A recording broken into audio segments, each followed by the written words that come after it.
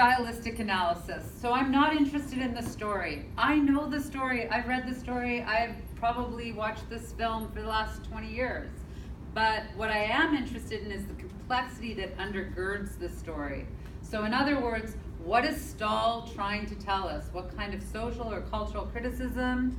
It's a post-war piece. It's a piece about cultural crisis as a result of post-war. It's about the fear of atomic energy. It's about looking at family values and who's controlling the constructions of identities and conventions behind identities.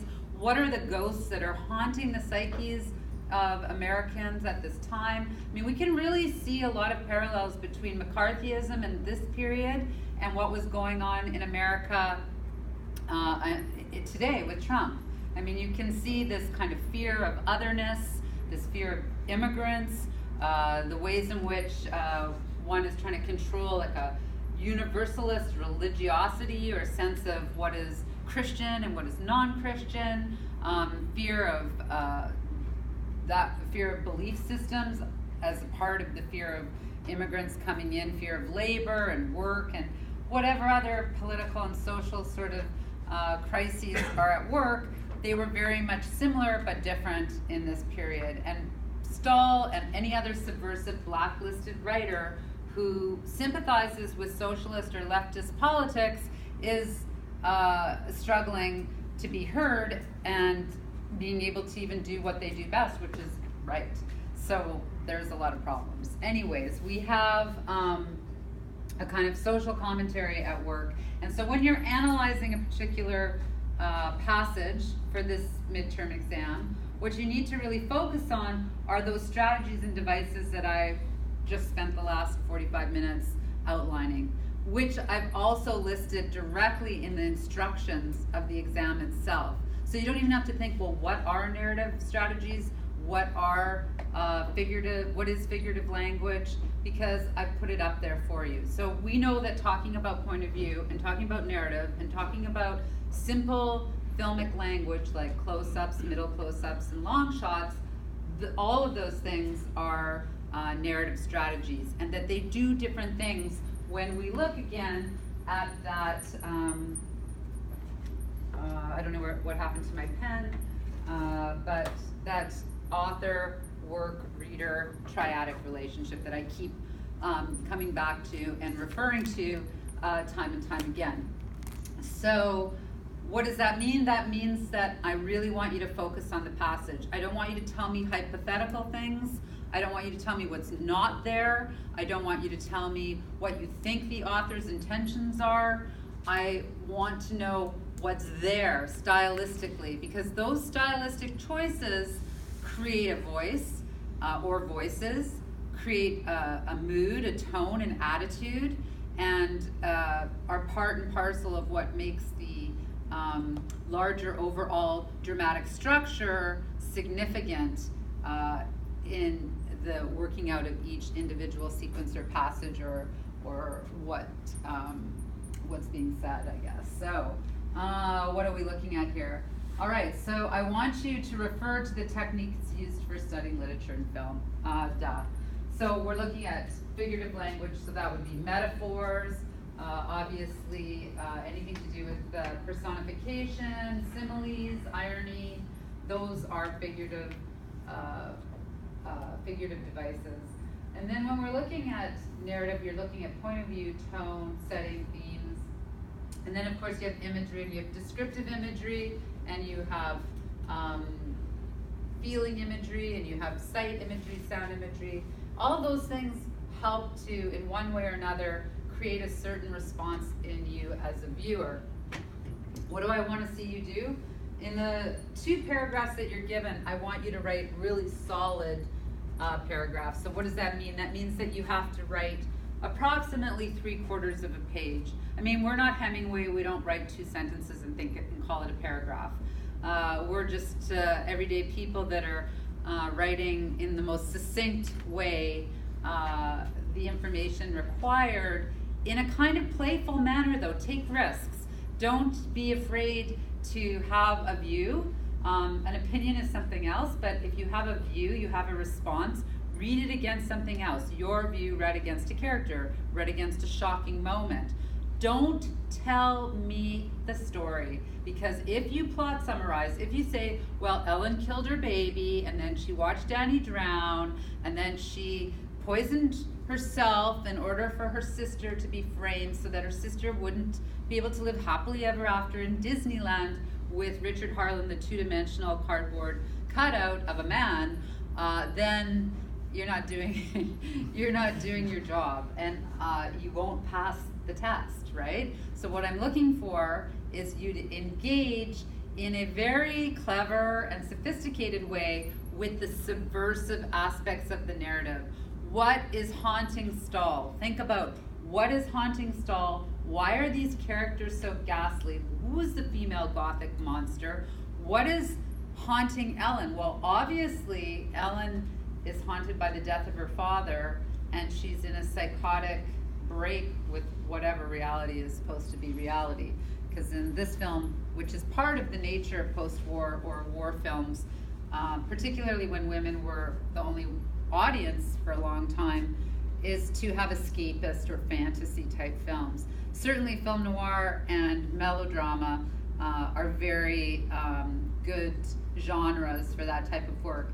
And they're really exciting genres too, because they're super playful. They're so absurd and over the top, and they, you kind of get, like I said, titillated or excited by them, and therefore kind of riveted. They're kind of riveting, and you can talk about them at parties or whatever. I don't know. Anyways, so then what else do you want to do? You want to, in your first paragraph, always, just like in the MLA format, which, I mean, I hated it all my life. I hated citation, and I never seemed to be able to do it correctly, and I found it really frustrating because I just wanted to write, and I just had so much to say, and then when I wasn't doing it properly and I had to go back and do it and figure it out, and works cited were even worse, I'll put the period here, put the thing.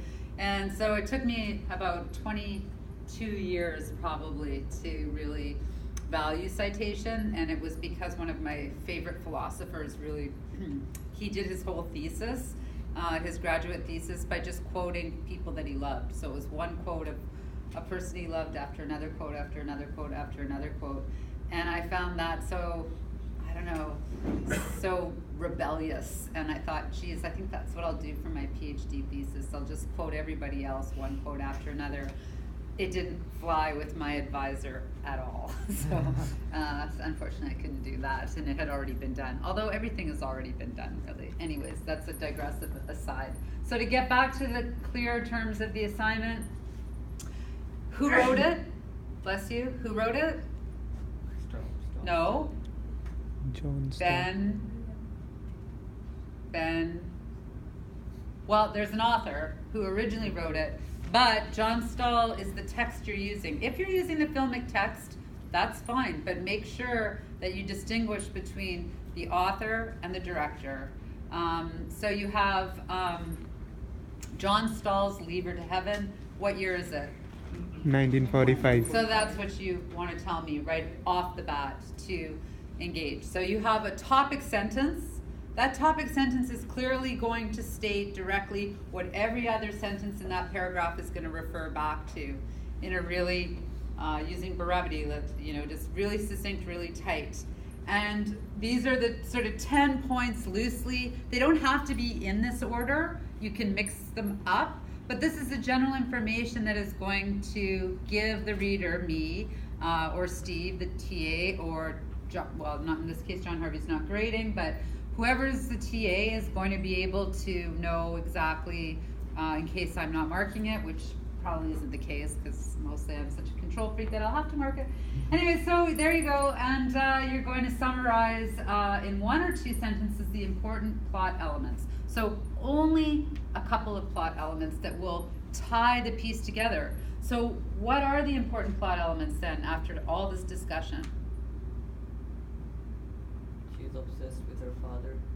Okay, that's an important point, but how does it connect to the larger complexity of what Stahl's doing in this piece? This piece is really, if you're going to analyze the overall importance or value of this particular work. We're going to contextualize it with the thematic of unbelonging, and we're going to say that somehow, somewhere along the line, Stahl is trying to show us subversively the ways in which America constructs herself as a nation, and through family values or through a kind of very limited view or myopic view of conservative traditional roles and family values, upsets the apple cart through the vehicle of Ellen Berendt, right? The femme fatale, the Black Widow spider. Okay, so something more complex about the story than just Ellen's a psychotic narcissist who. I think that this movie, this is from a time of 1945. That is when the World War just had ended. And that's important too. This is a piece about cultural. And during World War, women were kept inside. They were kept for aid, to take care of men, to take care of kids. And this shows that women were not thought as equal to men at that time, and as compared to now. Well, there's this sensibility that women really don't. Women that have imagination don't want to be equal to men. There's that sensibility. And equality is very complicated and generalized statement, because if you have third world women, or you have women that are in oppressive countries that are different than the oppressiveness that they experience in first world countries, or you have women, for example, who are women of color working against affluent, educated women, white women in, we put it in quotes, in America, you have all kinds of power dynamics that lend themselves problematically. So there's no such thing as equal with men. What I'm trying to say is that, but she stands out, and she finishes her marriages to go for someone who looks like her father. She's obsessed with him. Okay, but see, you're doing what I'm not wanting you to do, which is to plot summarize. Oh. What I want you to do is say something to the effect of Stahl's representation, because we're talking about different representations of identity. Representation of Ellen as a predatorial threat undermines the success of the patriarchy or the American sensibility regarding family values. Something to that effect, right? But in your own words, you were saying that. Perfectly fine. Yeah, you were. You really were. You just want you to not plot summarize too much. Do you have, Nahia, do you have an idea of what you would say would be the plot elements or the significant plot elements for you, if you were to just name a few? What do you mean by plot elements? Do you want a dialogue? No, I just want to know what the story is really about, in the sense of what are the significant aspects of the story. Not the plot elements as they unfold in the storyline itself, but link that. So you could talk about unbelonging. You could talk about the idea of unbelonging thematically and relate it to this film. How would you do that? Yeah, go ahead. For example, I was to say that Ellie felt that she was not belonging when, in a scene when she told Ruth that she was never, her husband never liked her. He only loved her. That's a beautiful example. That's just a beautiful example, because it's sort of showing even what Stahl has told us from the beginning of the film, because they never knew each other. Yeah, they just met. They don't know who each other are. So, they're strangers. So the fact that she feels that way makes perfect sense, because she's alienated from her larger family anyways. Why is she alienated? Because she loves too much. Well, why is Stahl saying that? I mean, that's a very melodramatic statement, right? There's no right or wrong answer, to be honest with you. But if you were to use that as what you would see as a significant plot, that's beautiful, because you have textual evidence as well as a scene to back up your view. And it really speaks to the larger overall dramatic structure of her unbelongingness. And when she sees in her sister what she herself lacks, that is a statement in and of itself on women and identity and cultural constructions of identity. So that's absolutely brilliant. Anybody else? Yeah. I don't know if this is the plot, but when Richard wrote the second book and it wasn't dedicated to her, and then and it involves like Mexico in the book, and Ruth was talking about traveling to Mexico. Mhm. So like something. That's a great example as well, because I think Ruth is in a lot of denial, or she sort of doesn't want to admit what is the obvious, which is she's very much in love with Richard. And this is what the Vincent Price character sort of wears her down over, which is sort of silly. But the fact that she recognizes and dismisses that Ellen isn't the dedicated one, or the dedication isn't to her, is a really good textual example of evidence again, and one you could use if you were going to discuss this particular work. And the reason why is because Ruth says, well, Ellen wasn't really interested in his work. Well, are we sure about that? No, because she was reading his book in the train. Well, there's a good point, yeah. But are we really sure that Ellen wasn't interested in his work, or is that Ruth telling us that Ellen isn't interested in his work? It's Ruth being in denial. Or Ruth being in denial. So there again we have another example. So the plot elements that I'm looking for are not you retelling the story, but telling me something more complex that links to the theme of unbelonging perhaps, or, I mean that's the best approach, or the ways in which the characters are haunted, or the ways in which they're repressed, or the ways in which that repression speaks to a larger cultural crisis, or, you know, some kind of womanist threat in this case. I mean, we were looking principally at male characters. Now we've shifted. But it still has a masculine personality. she does, she's characterized that way. She's Like, competitive. She goes for what she wants, and like Right, and women are without thinking of the consequences. She's ready to And die She for is it. rude I with think- her mother and I think Ruth that when they struck come me over. when she took off her engagement ring. When she met Richard, and after Yeah. a couple of days she took off her engagement ring, so she decided to go for Richard instead of Russell.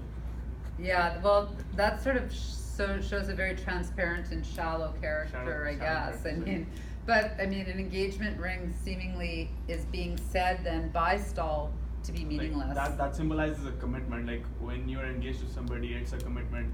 But in And 1945, in this world, there is no such thing, obviously, I guess. Like Stahl is saying something, I guess, by having that be symbolically irrelevant, you could argue.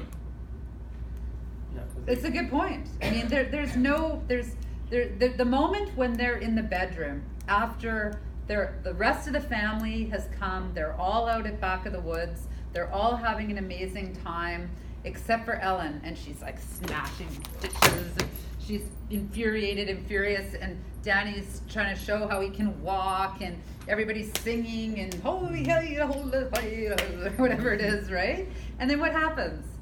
She storms into the bedroom. She storms into the bedroom, and he comes after her, and they have this ironically incredibly intimate space. And this is the passage that I'm going to ask you to analyze. You can choose to analyze it. They have this incredibly intimate exchange, and it's so transparent, but you have to totally read beneath the surface, because, you know, darling, she says in this tone of like delightfulness, as though nothing had ever happened. What's Yeah. wrong, darling? You know, what's wrong? I wrote And then he said, Ruth, he says to her, like, what is wrong with you? Yes. These are your Breaks people. Why are you behaving like this? And she pretends like nothing's happened. And it talks about the loose bricks in the, and she just deflects and says, darling, I think there are a few loose bricks in the chimney. And he's just looking at her like, those loose bricks are your head. You're not operating on a full deck. And so they have this really tense, heated, ironic dialogue in the bedroom scene, which kind of speaks to love and marriage. So she cries and she tells him that she doesn't know what's wrong with her. Yes, and that's his first inclination that she's unwell and unstable. So he asked her mother what is wrong with her. So Later. her mother tells them that She loves too much. Yeah. Well, that can be your, you know, your assessment of the plot too, but you'd have to put it into a larger I context. think that like she's a bit hypocrite, as well as she rationalizes everything on her love. Like she puts everything. The mother, Ellen. Ellen. Because like there was a scene with the doctor where she didn't want Danny to go, but as soon as Richard arrives, she gives him like, here's great news, Danny who can come to us. Like while a minute ago she was fighting with the doctor, telling him that Danny Well, the can doctor go. knows. Yeah, the doctor knows like that this is all a ploy. Yeah. I mean, she's extremely manipulative. And she rationalizes everything she does to that she loves Richard. Cause like Is that love? she's rationalizing it. Yeah, I know, and that's why I'm saying what's Stahl saying about love and marriage, and when she takes off the ring, that easily, Yeah. you know, and is the ring even symbolic of commitment? I think that I mean, it seems- that symbolizes that like she doesn't even consider love that important. No, I wonder if anyone in America at that time, like Stahl is suggesting, what, you know, where is the love? But to get just back to it, I think you have a good idea of how to answer that. It's a very brief statement. It's one sentence. It's not, I don't want you to go on and on about it. I just want you to allude to it, because what becomes most important is what you're actually analyzing, the strategies, the devices that you choose. So for me, you know, I would choose irony in the bedroom scene, because that's supposed to be a place of love and domestic bliss. And here it's the space of isolation, alienation, and unbelonging. So it links really beautifully to those themes, right? The lens that we're looking at it through is that lens of marriage. The loose bricks in the chimney are metaphors. You know, they're metaphoric of her breaking down, of her losing her mind, of the structure, the foundation of the marriage being fundamentally flawed, right? So you have that. And then in the second paragraph, you're really just using quotes. And I'm going to show you how to do that. You're using quotes and building a further sort of elaboration of what you've already pointed out in those devices. And certainly you can use more than 3 devices, but you really want to have for sure 3. I mean, as soon as you've listed the themes and probably talked about the point of view or the ironies or what have you that just come out naturally, you've probably already covered all your bases for stylistic devices. But just to be clear, you can always use more, but you don't want to use less. So the passages I'll give to you, and we'll go over them together and we'll break them down. We'll look at all the figures and aspects of them to prepare you adequately to choose a passage for your test. Now, all you get for the test, for this particular test, is the actual passage that you choose. Like you can choose, you'll have a test and it'll have 4 passages and you'll choose one. Because if I let you use your notes, you go too far. So you can write your notes on the passage, like you can download the test and you can have some notes and highlight information on the passage and bring that to your test. But you can't in a dictionary or a glossary of literary terms, but you can't, everything has to really come fluidly out. And with notes, like in a final exam, it's one thing, but for stylistic analysis, it's completely not useful. And then we'll also look at, you know, passages from Red Anger or Incident.